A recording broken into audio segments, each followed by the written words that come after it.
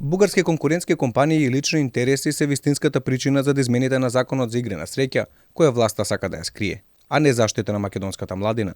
Порачаа членовите на асоциациите на облужувалници и игри на среќа од протестот пред собранието, откако измените на законот за игри на среќа влегува во собраниска процедура. Тие бараат да присуствуваат на собраницката комисија и најавуваат тужби пред Уставниот суд. Целта на овој закон е да се затворат легалните домашни компании за да може владата преку онлайн страници со странски компании од Бугарија да си го преземе бизнисот.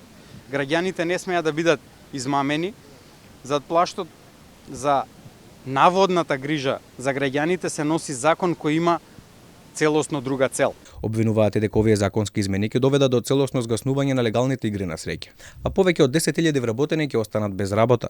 Дополнително, државата ќе остане без повеќе од 5 милиони евра, кои сега се влеваат во буџетот преку даноци. Во меѓувреме никој не води грижа за онлайн коцкањето, кое е достапно на интернет дури и за најмладите.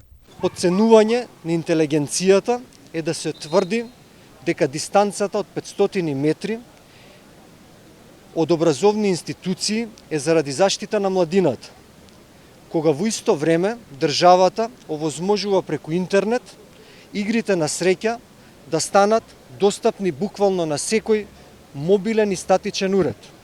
Преку онлайн игрите на среќа доволно е од дома некој да се вклучи на платформата и да игра. Инаку овие законски измени се најдоа во собранието откако движењето наречено антикоцкање неколку пати одржа протести во различни градови, на кои бараа обложувалниците и казината да бидат дислоцирани подалеку од образовни институции и стамбени живеалишта.